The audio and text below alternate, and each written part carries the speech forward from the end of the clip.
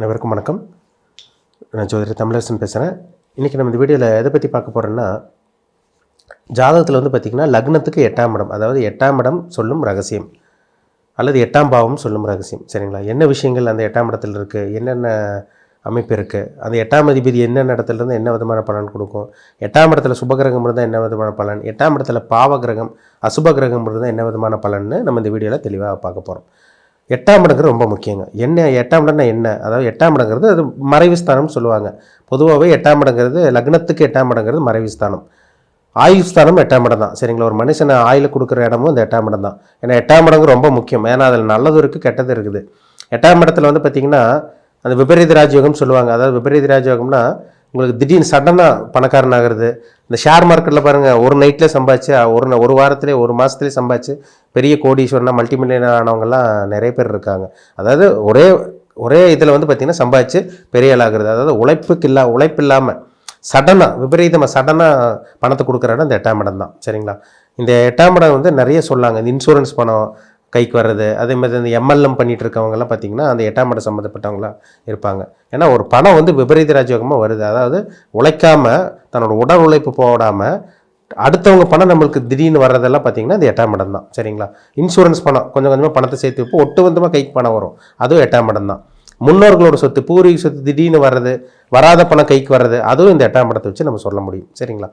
அதேமாதிரி பார்த்திங்கன்னா இந்த லாட்ரி வாங்கி சம்பாதிக்கிறதுங்க, லாட்ரியில் சம்பாதிக்கிறது, ஜாக்பாட் அடிக்கிறது, இந்த கிரிப்டோ கரன்சி, இந்த பிட்காயின் இதெல்லாம் சொல்கிறாங்க பார்த்தீங்களா, அதிலெல்லாம் சம்பாதிக்கக்கூடிய அமைப்பும் இந்த 8ஆம் இடம் தான். இது சடனாக பணம் வரக்கூடிய இடமும் இந்த 8ஆம் இடத்தை வச்சு நம்ம சொல்லிட முடியும். சரிங்களா?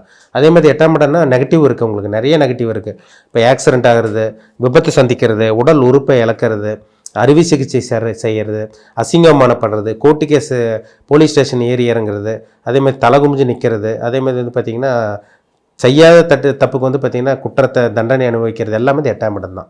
அதேமாதிரி வலி, வேதனை, அசிங்கமானத்தை சொல்கிற இடம், தலை குமிஞ்சு நிற்கிற இடம், முன்னாடி சொன்ன பார்த்திங்கன்னா தலை குமிஞ்சு நிற்கிற இடம், வலி வேதனை குறிக்கிற இடம், இது எல்லாமே இந்த 8ஆம் இடத்தை வச்சு நம்ம சொல்ல முடியும். சரிங்களா? 8ஆம் இடத்துல நெகட்டிவ் இருக்குது, ஒரு சில பாசிட்டிவ் இருக்குது. சரிங்களா?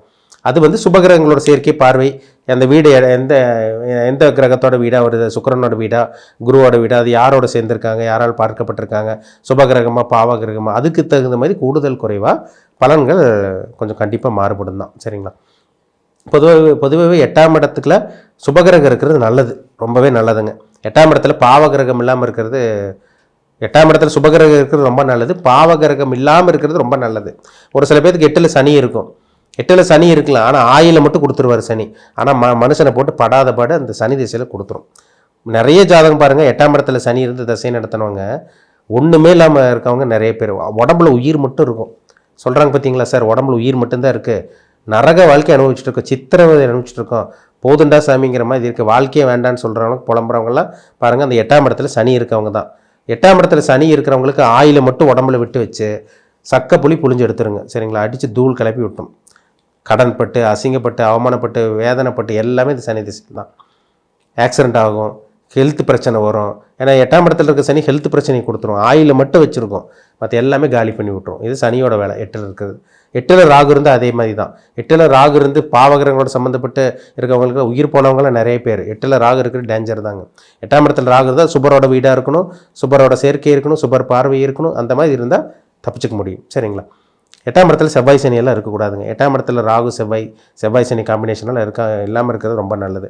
8ஆம் அதிபதி வலுத்து சுபகிரகத்தோட சம்மந்தப்பட்டால் அவங்களுக்கு தீர்க்காயில்னு சொல்லலாம். லக்னாதிபதி வலுத்துருக்கணும், கூட சனியும் நல்லா இருக்கவங்களுக்கு ஒரு பூரண ஆயில்னு சொல்லலாம். எப்போவும் உங்களுக்கு 80-90 மேலாம் தாண்டிடுவாங்க கண்டிப்பாக. அப்போ 8ஆம் அதிபதி வலுத்து இருக்கிறது ரொம்ப நல்லது. 8ஆம் அதிபதி 8லேயே இருக்கலாமான்னா தாராளமாக இருக்கலாம், ஆனால் சுபகிரகங்களோட தொடர்பு இருக்கணும். இப்போ கடகலக்னத்துக்கு 8ஆம் அதிபதி யார்? சனி வருவார். அங்கே 8ஆம் அதிபதி சனி அங்கேயே இருந்துச்சுனால தொல்லை தான், பிரச்சனை தான். ஆனால் குருவோட சேர்க்கை பார்வை இருந்துச்சுன்னா அந்த சனினால் கெடுதல் பண்ண முடியாது. அப்போ சுபகிரகங்களோட சேர்க்கை இருக்கா, பாவகிரகங்களோட சேர்க்கை இருக்கா, அந்த 8ஆம் வீட்டோட ஓனர், அந்த வீட்டோட ஓனர் யார், அந்த ஆதிபத்தியம் என்ன, அந்த 8ஆம் அதிபதி யார், அதுக்கு தகுந்த மாதிரி பலன்கள் கண்டிப்பாக மாறுபடும். அப்போ 8ஆம் அதிபதி வலுத்து இருக்கிறவங்களுக்கு ஒரு நல்ல ஒரு ஆயில் இருக்குன்னு சொல்லாங்க. அவ்வளோ சீக்கிரம் ஆயில் பங்கமெல்லாம் ஏற்பட்டுறாது. சரிங்களா? 8ஆம் அதிபதி லக்னத்துலலாம் இருந்துச்சுன்னு வச்சுக்கோங்க, ஒரு சில பேருக்கு தலைவலி. ஏன்னா 8ஆம் இடங்கிறது வலி வேதனை குறிக்கிற இடம். லக்னங்கிறது தலையை குறிக்கிற இடம். இப்போ அந்த 8ஆம் அதிபதி லக்னத்தில் இருந்தால் அடிக்கடி இந்த ஒத்த தலைவலி வருது, இந்த சைனஸ் பிரச்சனை வருது, அந்த அதே மாதிரி வந்து பார்த்தீங்கன்னா தலையில் அடிக்கடி அடிப்படுறவங்களெல்லாம் பாருங்கள், இந்த தலையில் அந்த வலி வேதனை கொடுக்கும் 8ஆம் அதிபதி லக்னத்தில் இருந்துச்சுன்னா. இது மாதிரி நிறைய சொல்லலாம் நம்ம. 8ஆம் அதிபதி எந்த இடத்துல இருந்தாலும் பஞ்சாயத்து தான், அங்கே பிரச்சனை தான். 8ஆம் அதிபதி 8ல் இருக்கலாம், 8ஆம் அதிபதி 6ல் இருந்தால் கூட நல்லது தான். 8ஆம் அதிபதி வந்து பார்த்திங்கன்னா 9ஆம் இடத்துல இருந்தால் தந்தையோட ஆரோக்கியத்துக்கு எடுக்கும், அதிர்ஷ்டத்தை கொஞ்சம் குறைபாடு வைக்கும், கொஞ்சம் ஒரு குறைபாடு கொடுக்கும், ஒரு புல் ஸ்டாப் வைக்கும் அந்த இடத்துல. இதை மாதிரி 8ஆம் அதிபதி 9ஆம் இடத்துல இருக்கிறது ஒரு பாசிட்டிவும் கொடுக்கும், நெகட்டிவும் கொடுக்கும், சில பிரச்சனைகளும் கண்டிப்பாக கொடுக்கும். ஒரு சில பேருக்கு பாருங்கள் 8ஆம் அதிபதி 12ல் இருக்கும், 12லேருந்து திசையை நடத்தும். லக்னாதிபதியெல்லாம் கெட்டு போயிருப்பார், சனியெல்லாம் கெட்டு போயிருப்பார். அந்த 8ஆம் அதிபதி 12லேருந்து திசை நடத்தவங்களுக்கு அந்த திசைக்குள்ளே ஆயில் முடின்னு சொல்லிடலாம். 8ங்கிறது ஆயில், 12ங்கிறது விரையும். அப்போ ஆயில் விரயமாகுதுன்னு நம்ம சொல்ல முடியும். சரிங்களா? கூட சனி கெட்டிருக்கணும், லக்னாதிபதி கெட்டிருக்கணும், டெஃபினட்டாக ஆயில் கெட்டு போகும். ஆயில் பங்கம் ஏற்பட்டால் அந்த டைமில் இறப்பாங்கன்னு சொல்லலாம். ஒரு சில பேருக்கெல்லாம் பாருங்கள் 8ஆம் இடத்துல உங்களுக்கு சுபகிரகம் மட்டுமே சம்மந்தப்பட்டிருக்கும். சுக்கிரன் 8ல் இருக்கும், குரு 8ஆம் இடத்தை பார்க்கும், ஆனால் திசை நடத்தி இருக்கும். இப்போ ஒரு சில பேருக்கு பாருங்கள் 8ஆம் இடத்துல குரு இருந்து சுக்கிரன் 8ஆம் இடத்தை பார்த்து சந்திரனோட தொடர்பெல்லாம் இருக்கும். பெரிய ஒரே இதில் கோடீஸ்வரனா மாறின நிறைய பேர் இருக்காங்க. அந்த மாதிரி திடீர்னு பெரிய கோடீஸ்வரனா மாறிடுவாங்க, ஒன்றுமே இல்லாமல் இருப்பாங்க. ஒன்றுமே இல்லாமல் அடுத்த நாள் வந்து பார்த்திங்கன்னா சம்பாதிச்சிருப்பாங்க. இதெல்லாமே அந்த ஷேர் மார்க்கெட்டில் சம்பாதிக்கிறது, திடீர் பணம் சம்பாதிக்கிறது, சில தவறான வழிகளை சம்பாதிக்கிறது, சரிங்களா, அந்த சட்டத்துக்கு புறமான வழி சம்பாதிக்கிறது எல்லாமே இந்த 8ஆம் இடம் தான். இது எல்லாமே இந்த 8ஆம் இடம் சொல்லும் ரகசியம்தான். சரிங்களா?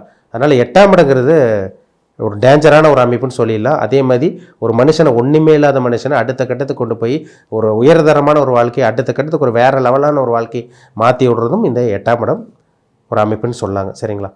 8ஆம் அதிபதி வந்து பார்த்திங்கன்னா ஒரு சில பேருக்கு வந்து பார்த்திங்கன்னா 2ஆம் இடத்துல இருக்கும். அது குடும்ப வாழ்க்கையில் பிரச்சனை பஞ்சாயத்து இந்த மாதிரி விஷயங்களை கொடுக்கும். அது கொஞ்சம் ஒரு சிக்கலான ஒரு அமைப்பு தான். 8ஆம் அதிபதி ஒரு சில பேருக்கு 4ஆம் இடத்துல இருந்துச்சுன்னா வண்டி வாகனத்தினால விபத்து. ஏன்னா 8ங்கிறது ஆக்சிடென்ட்டு, 4ங்கிறது வாகனம். இப்போ வண்டி வாகனத்தில் விபத்து கொடுத்து, இந்த மாதிரி பிரச்சனை கொடுத்து, ஆரோக்கியத்தை கெடுத்து, அம்மாவோட ஆரோக்கியத்தை கெடுக்கிறது, இதெல்லாமே இந்த 8ஆம் அதிபதி 4ஆம் இடத்துல இருக்கிறதுனால நம்ம சொல்ல முடியும். 8ஆம் அதிபதி 7ஆம் இடத்துல இருக்கவே கூடாது. ஏன்னா 8ஆம் அதிபதி எங்கே இருந்தாலும் பிரச்சனை தான். இது 8ஆம் அதிபதி உங்களுக்கு 7ஆம் இடத்துல இருந்தால் திருமண வாழ்க்கையில் பிரச்சனை வருங்க. ஒரு குறைபாடு, திருமண வாழ்க்கை, திருப்தி இல்லாத திருமண வாழ்க்கை, அல்லது இருமணம் பண்ணுறது, 2 கல்யாணம் பண்ணுறது, அல்லது வந்து பார்த்திங்கன்னா 2 கல்யாணம் ஆகலையா, அல்லது திருமண வாழ்க்கைன்னு நிம்மதி இல்லை, பிரிஞ்சு வாழ்கிறது. ஆனால் அந்த தசை வரணும் உங்களுக்கு. அந்த தசை வந்தால் மட்டும்தான் அது பேசும். தசை வரலைன்னா அது உங்களுக்கு வேலை செய்யாது. அதுதான் முக்கியம். எதாக இருந்தாலும் தசா புத்தி தான் பேசும் உங்களுக்கு. 8ஆம் அதிபதி 7ல் இருக்காரா, திருமண வாழ்க்கை பிரச்சனை, திருமண வாழ்க்கை கோர்ட்டு கேஸ் பிரச்சனை வந்து திருமண வாழ்க்கையில் பஞ்சாயத்து ஏற்படுதுன்னு அர்த்தம். இது கண்டிப்பாக நடக்கும் உங்களுக்கு.